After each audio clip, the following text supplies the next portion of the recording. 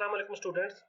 आज हम database management series का लेक्चर नंबर 7 स्टार्ट करने जा रहे हैं और इस लेक्चर में हम बात करेंगे एंटिटी पर। ठीक है, एंटिटी एंटिटी की टाइप्स, एंटिटी टाइप्स और एंटिटी सेट्स और इस तरह हम बात करेंगे एंटिटी रिलेशनशिप डाटा मॉडल पे और फिर हम बात करेंगे क्लासिफिकेशन ऑफ एंटिटी टाइप्स पर। और मैं ट्राई करूंगा इस कंप्लीट लेक्चर को मैं 2 वीडियोस में कंप्लीट करूं। तो हम स्टार्ट करते हैं एंटिटी रिलेशनशिप डाटा मॉडल से। ठीक है, अब ये देखें, अब आप जरा इसके वर्ड पे गौर करें। अब ये देखें, इससे क्या आपके माइंड में आ रहा है कि एक मॉडल है, ठीक है, और रिलेशनशिप को ये बिल्ड कर रहा है। और किस रिलेशनशिप को बिल्ड कर रहा है? एंटिटीज के रिलेशनशिप को बिल्ड कर रहा है। ठीक है, इस वर्ड पे गौर करने से ये बात हमें कुछ ना कुछ समझ आती है। ऊपर मैंने यहाँ पे मेंशन किया है कि ये जो मॉडल है वो डिफरेंट एंटिटीज के दरमियान रिलेशनशिप को एक्सप्लेन करता है। मैं रिपीट कर रहा हूँ कि ये model entity relationship data model जो है आपके पास वो डिफरेंट एंटिटीज के दरमियान डिफरेंट जो रिलेशनशिप्स हैं, किस तरह का रिलेशनशिप है उसको ये एक्सप्लेन करता है।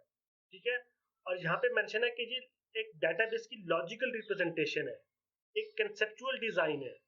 ठीक है, उसको ये लॉजिकल रिप्रेजेंटेशन है आपके पास डेटाबेस की।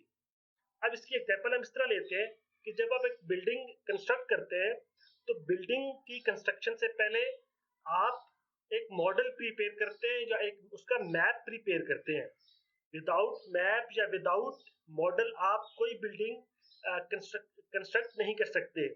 ठीक है, उस मैप में, उस मॉडल में आप अपनी सारी रिक्वायरमेंट्स आप बताते हैं। उस जो मॉडल बिल्डर है उसको आप अपनी रिक्वायरमेंट्स बताते हैं कि इतने रूम्स होने चाहिए। ठीक है, और रूम्स कहाँ का होने चाहिए, उनकी डायमेंशंस क्या क्या होनी चाहिए। ठीक है, तो अब ये बिल्डिंग्स की आप एग्जांपल जब सामने रखेंगे तो आपको ये मॉडल आसानी से समझ आ जाएगा। ठीक है, और इसमें यह बात हो रही है कि आप सारी अपनी जो डाटाबेस की आप एक डाटाबेस बिल्ड कर रहे हैं, आपकी डाटाबेस की एक रिक्वायरमेंट्स है। ठीक है, आपका ऑर्गेनाइजेशन का डाटाबेस है, स्कूल का डाटाबेस है, किसी और ठीक है, यूनिवर्सिटी का डाटाबेस है। तो आपकी रिक्वायरमेंट्स क्या क्या है, वो आप रिक्वायरमेंट्स और ऑब्जेक्ट्स कौन कौन से हैं, उन ऑब्जेक्ट्स के दरमियान रिलेशन कौन कौन सा है। तो अब वो एक डिजाइनर उस रिलेशनशिप को ये मॉडल एक्सप्लेन करता है। हम उसकी डायग्राम भी देखते हैं थोड़ी देर बाद। ठीक है, अब ये देखें, ये एक सिंपल सा अब दूसरी बात जो हम इसकी डेफिनेशन बाद में देखेंगे कि अब ये देखें, अब ये स्टूडेंट और कोर्स है। ठीक है, अब ये दो एंटिटीज है। ठीक है, स्टूडेंट भी एक एंटिटी है, कोर्स भी एक एंटिटी है। इनके दरमियान ये रिलेशनशिप है स्टडी का। ठीक है, तो ये आपके पास एक एंटिटी रिलेशनशिप मॉडल भी, आप इसको एक सिंपल, वेरी सिंपल ये मॉडल है। ठीक है, इसको जब हम डिटेल में इसको देखते हैं तो मैं आपको इसकी डिटेल बताता हूँ। अब ये देखें, इस डायग्राम पे आ जाए। अब ये एक स्टूडेंट है और अब ये देखें, हम इनकी डेफिनेशंस भी देखेंगे।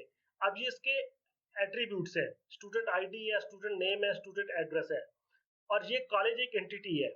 और अब ये जो डायमंड शेप है, डायमंड शेप आपके पास रिलेशनशिप को रिप्रेजेंट करती है।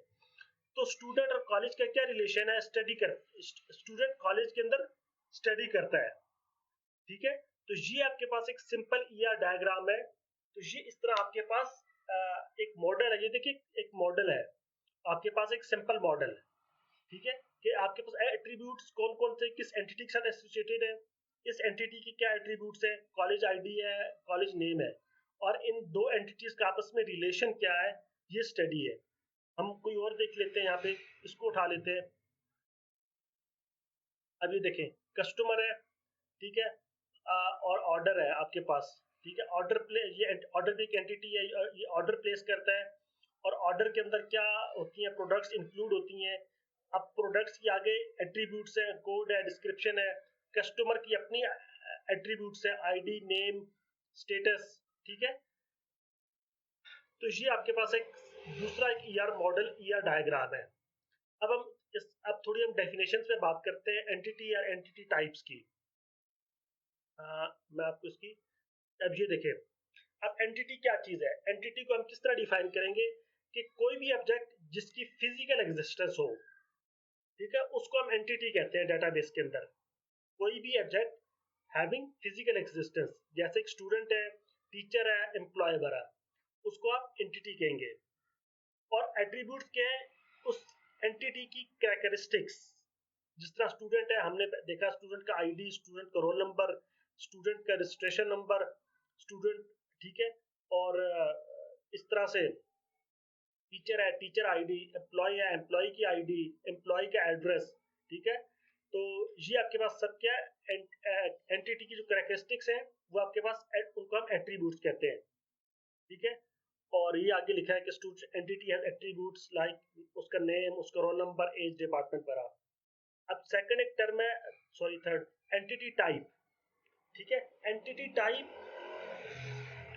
इज अ, हम सब इनकी डायग्राम्स देखेंगे बाद में, कि आपके पास वो एंटिटीज जिनके सिमिलर एट्रीब्यूट्स हैं उनके कलेक्शन को हम एंटिटी टाइप्स कहते हैं, ठीक है। Collection of the entity having similar attributes. मैं आपको इसकी डायग्राम दिखाऊंगा तो आपको क्लियर आइडिया हो जाएगा। अब नेक्स्ट जो है एंटिटी इंस्टेंस, कि आपके पास जो ऑब्जेक्ट एक एंटिटी टाइप से, एक पार्टिकुलर एंटिटी टाइप से बिलोंग कर रहा है, उसको हम एंटिटी इंस्टेंस का नाम देते हैं। कोई भी ऑब्जेक्ट जो कि एक पार्टिकुलर एंटिटी टाइप से बिलोंग करता है, हम उसे एंटिटी इंस्टेंस कहते हैं। और लास्ट पे यहाँ पे एंटिटी सेट, ठीक है। अब entity set is a collection of entities of the same entity type, ठीक है। अब जो आपके पास एंटिटी टाइप्स हैं, सेम एंटिटी टाइप्स के कलेक्शन को आप एंटिटी सेट कहते हैं। अब हम इसकी थोड़ी इनको डायग्राम से हम समझने की कोशिश करते हैं, ठीक है। अब ये देखिए, ये डायग्राम है। अब ये देखिए, एक स्टूडेंट है, उसकी एक फिजिकल एग्जिस्टेंस है, ठीक है। तो ये आपके पास क्या हो गया, एक जो है, सॉरी, हम इस पर जाते हैं एंटिटी टाइप पे, ठीक है। अब देखिए, एंटिटी टाइप हमने क्या पढ़ा था, कि collection of entity having similar attributes. तो अब ये देखिए, अब ये आपके पास एंटिटीज है, सॉरी, अब ये स्टूडेंट के नेम्स है, एंड्रयू, एंजल, प्रिया, एनालिसिया। तो अब ये एंटिटीज है और इनकी एट्रीब्यूट सेम है, ठीक है। तो collection of entities having same attributes, उन कलेक्शन को हम एंटिटी टाइप का नाम देते हैं। तो ये आपके पास स्टूडेंट एंटिटी टाइप हो गया। और इसके आगे जो फर्दर ये एंटिटीज है, हमने एंटिटी टाइप में यही कहा था कि मैं रिपीट कर रहा हूं कि collection of entities having similar attributes. तो अब इन चार एंटिटीज के एट्रीब्यूट सेम है और इनके कलेक्शन को हम एंटिटी टाइप का नाम देते हैं। अब नेक्स्ट डायग्राम पे चलते हैं।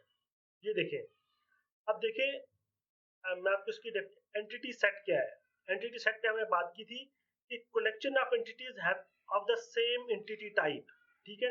अब अब ये देखें, अब एंटिटी टाइप सेम है इनकी, E1 और E2 की एंटिटी टाइप सेम है, ठीक है, स्टूडेंट की है। तो अब ये कलेक्शन है, इस कलेक्शन को हम, जो collection of entities of the same entity type is called entity set. E1 E2 को हम एंटिटी सेट कह देते हैं। हम E3 भी इसमें शामिल कर सकते हैं, और E4 भी हम शामिल कर सकते हैं। तो ये आपके पास एक एंटिटी सेट को हम इस तरह से डिफाइन करते हैं। मैं इसकी दोबारा आपके लिए रिपीट करता हूँ, अगर आपको एंटिटी सेट क्लियर नहीं है। Entity set is a collection of entities of the same entity type, ठीक है। अब ये सेम एंटिटी टाइप है, स्टूडेंट ही है, और ये कलेक्शन ऑफ एंटिटीज है, ठीक है। तो इसको हम एंटिटी सेट कहते हैं। ये तो यहां तक हो गया। अच्छा, अब एक हमने टर्म थी एंटिटी इंस्टेंस की, ठीक है, वो क्या है वो देख लेते हैं। अब ये देखें, अब ये तो हो गया एंटिटी टाइप्स, एम्प्लॉय हो गया, फर्नीचर हो गया, इलेक्ट्रिक अप्लायंसेस हो गया, ऑफिस इक्विपमेंट हो गया। अब ये इंस्टेंसेस हैं, ठीक है। अब ये मोहम्मद शरीफ, अकमल, अजमल, फैसल, अबरार, ठीक है। तो ये अब आके इसकी इंस्टेंस है। एंटिटी इंस्टेंस को हमने कैसे डिफाइन किया था, मैं दोबारा उस पर लेके जाता हूँ आपको। ये देखिए, a particular object belonging to a particular entity type। तो अब ये जो ऑब्जेक्ट्स हैं, ये एक पार्टिकुलर एंटिटी टाइप से बिलोंग कर रहे हैं, तो हम इसको इसलिए इंस्टेंस का नाम दे रहे हैं। इस तरह चेयर टेबल जो है वो फर्नीचर एंटिटी टाइप्स की इंस्टेंसेस हैं। ठीक है, तो होपफुली आपको एंटिटी इंस्टेंस का भी आइडिया कंसेप्ट समझ आ गया होगा। अब हम थोड़ा आगे बात कर लेते हैं क्लासिफिकेशन ऑफ एंटिटी टाइप्स पर। मैं चलता हूं, अभी आप इसको पढ़ लें। इसमें अगर आपको मैंने इसकी जो डेफिनेशन है वो आपके बता दी है, और बाकी अगर आप इसको एक दफा रीड करना चाहते हैं आप रीड कर सकते हैं। ठीक है जी, ये हमने जो टेबल है उधर हमने डिस्कस की है, एंटिटी सेट को भी हमने उधर बात कर ली है। अब ये आ जाता है आपका क्लासिफिकेशन ऑफ एंटिटी टाइप्स पर। अब दो किस्म की एंटिटी टाइप्स है, एक वीक एंटिटी टाइप्स है और एक स्ट्रॉन्ग एंटिटी टाइप है। ठीक है, अब इनमें तो जो मेन डिफरेंस है वो आपके सामने मेंशन है कि ये इसकी इंडिपेंडेंट एग्जिस्टेंस नहीं है, और ये आपके पास इंडिपेंडेंटली एग्जिस्ट करता है। ठीक है, अब ये कैसे है कि अब इसकी एग्जांपल जहां इस पैराग्राफ में लिखी है कि एक व्हीकल है, और व्हीकल का जब तक ओनर नहीं होगा तब तक वो उसकी एग्जिस्टेंस नहीं है। ठीक है, व्हीकल को जब आप डिफाइन करेंगे तो उस व्हीकल को आप किसी ओनर के साथ आप उसको एसोसिएट करेंगे। ठीक है, विदाउट ओनर या विदाउट वो उसकी एसोसिएशन, उसकी एग्जिस्टेंस नहीं है। तो जो व्हीकल की आपके पास एग्जांपल है वो एक वीक एंटिटी टाइप की है। ठीक हो गया। अब यहाँ पे आ जाता है सेकंड में स्ट्रॉन्ग एंटिटी टाइप। जब उसका जो ओनर है या एम्प्लॉय है, यहाँ पे एम्प्लॉय का नाम दिया है, आप ओनर भी हो सकता है। जो ओनर है वो मीन्स वो डिपेंड नहीं कर रहा व्हीकल पर। ठीक है, वो उसकी एक इंडिपेंडेंट एग्जिस्टेंस है। ठीक है, तो जो आपके पास एम्प्लॉय या ओनर है वो आपके पास एक स्ट्रॉन्ग एंटिटी टाइप कंसिडर होती है। तो ये था ब्रॉडली, हम इसको दो टाइप्स में क्लासिफाई करते हैं। और ये थी आज की वीडियो और आज का लेक्चर। और नेक्स्ट लेक्चर में हम नेमिंग एंटिटी टाइप्स और जो रिमेनिंग लेक्चर है लेक्चर 7 हम उसको कंप्लीट करने की कोशिश करेंगे। और अगर इस आज के लेक्चर के बारे में कोई आप क्वेश्चन है तो आप मुझे नीचे कमेंट में बता सकते हैं। और मजीद इस तरह की वीडियोस के लिए आप मेरा चैनल सब्सक्राइब करें ताकि आपको मेरी आने वाली वीडियोस मिलती रहें। इंशाल्लाह आपसे नेक्स्ट वीडियो में मुलाकात होती है और हम नेमिंग ऑफ एंटिटी टाइप से स्टार्ट करेंगे। तब तक के लिए अल्लाह हाफिज।